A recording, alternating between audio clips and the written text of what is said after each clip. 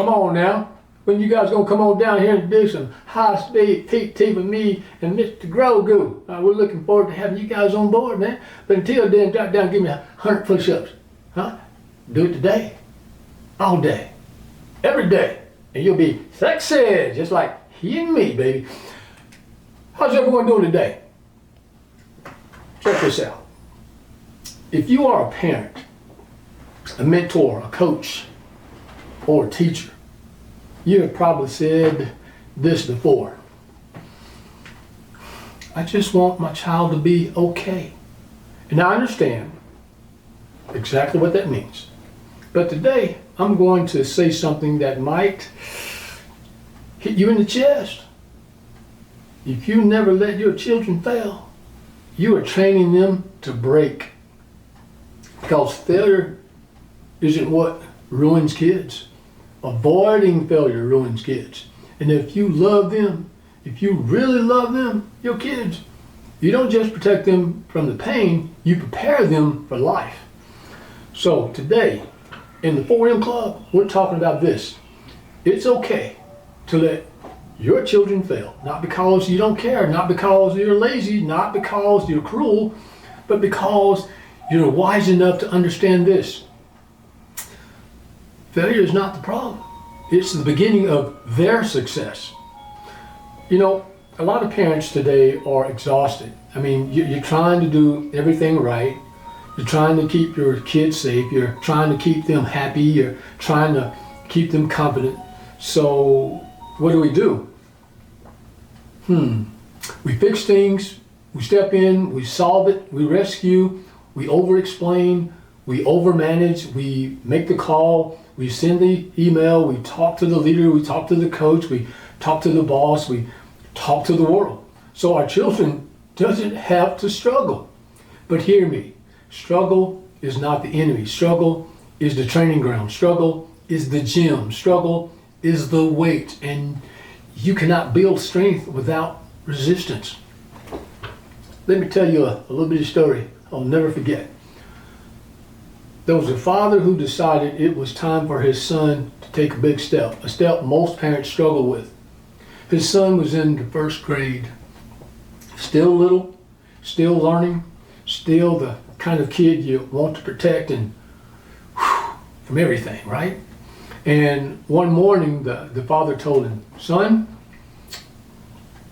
today you're going to walk to school by yourself. Now let's be honest, that's not just hard for the child, that's hard for the parent too, right? Because the fear starts firing off instantly. What if he gets lost?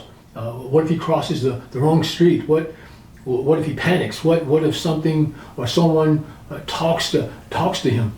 But the father wants. The father wasn't reckless. He wasn't careless. He was trying to build something in his son's confidence. So the little boy started walking. Right? Backpack on, shoes tied up, and headed out. And the father did something that takes real discipline. He didn't walk beside him. He didn't hold his hand. He didn't hover over him. Instead, the father followed from a distance. See in the picture now? Close enough to see his son. Close enough to step in if something truly dangerous happened.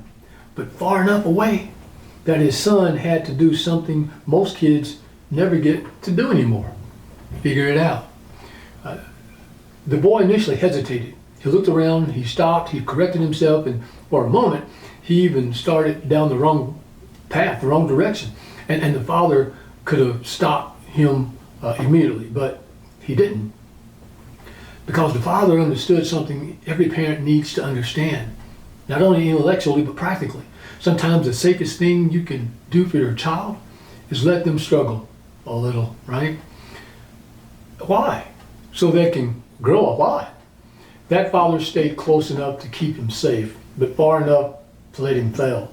And by the time the little boy reached school, he didn't just arrive at a building, he arrived with something stronger than safety.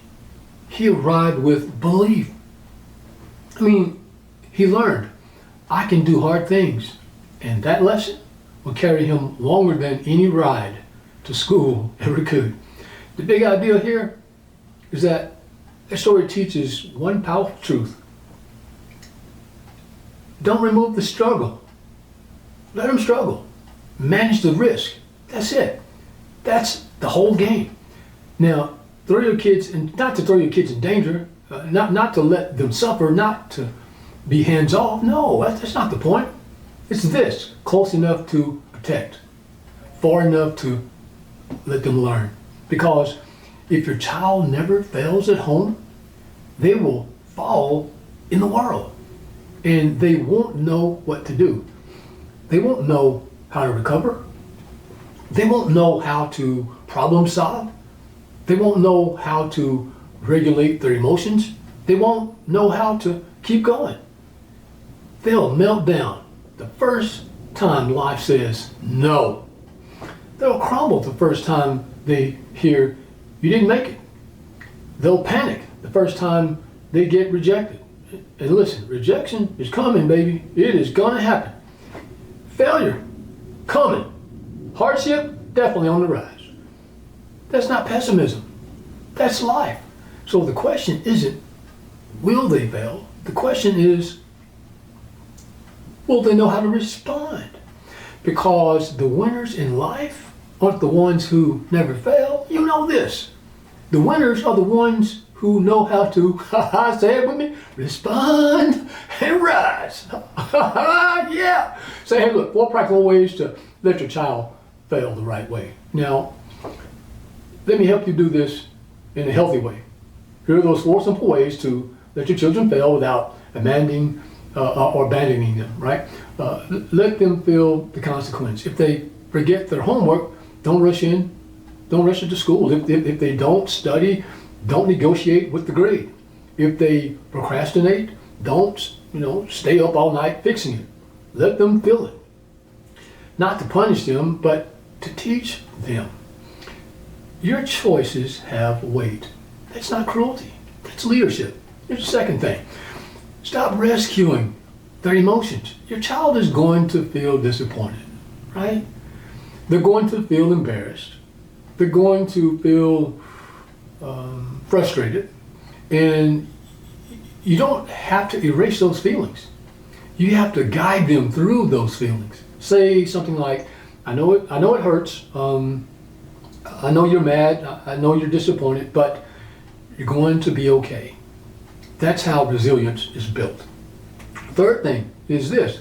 Let them solve problems before you step in. Before you call that teacher, ask your child, what do you think you should do? Before you email the coach, ask your child, what's your plan? Before you fix it, ask your child this, what's your next move? Because you're not raising a child. You're actually raising an adult, right? And the fourth thing is this, teach them to recover. Teach them to recover plan. Teach them a recovery plan. Yeah, that's what I'm thinking. This is the most important one, a recovery plan. When they fail, don't just say, it's okay. Say, all right, let's debrief. Let's have an after action review. What happened, right? What did you learn? What will you do differently next time? And what's the next step? Because failure isn't the end. Failure is information. Failure is feedback. Failure is a teacher. So let me say it to you like this. In the Army, we train for pressure. We train for uncertainty. We train for mistakes.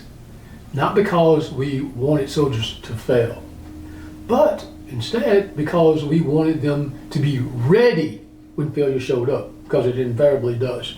And I learned something as a leader. If you protect people from every hard moment, you create fragile people. But if you train people through the hard moments, you create capable people. And your children need capability. They need confidence. They need discipline. They need decision-making skills. And they only get that by doing hard things. So here's a a parent gut check. Are you parenting for comfort, or are you parenting for strength? Because comfort feels loving, but strength is what saves them later. So parents, please remember, your job is not to raise a child who never fails. Your job is to raise a child who can fail and still believe in themselves. So critical. A child who can fall and still get back up. A child who can lose and still keep going. A child who can make mistakes and still become great. That's what I teach here at America's Failure Command. That's what I live. Because success comes and goes. Failure stays. And I train people to respond. So listen to me. I'm right there with you. I'm your battle buddy. And if this message hit home, do 3 things for me. Subscribe to the channel, like the video, share it with a parent, teacher, coach, or mentor who needs to hear this, because there are tons of them out there that do. And if you're ready to go deeper, I want to work with you. Hey, visit me at georgiamilton.com for my website. Or if you want to work with me personally or as a group, reach out to me at americasfailurecommand@gmail.com. And grab my books. Failure's not the problem. It's the beginning of your success. Failure's not the problem. It's your leadership. And my children's books. That's what this has all been about. It's Georgie A Failure. First book. Second book I just recently released. Amazon bestseller, man. Failure, Grace, and Her FailureTastic Experience. Get those books. And as your coach, I'm here to help you use your failures and your kids' failures to respond and rise and to become everything you were meant to be.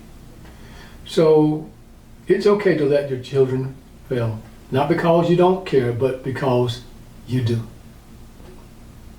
This is George A. Milton, America's Failure Coach, signing off until next time. Au revoir.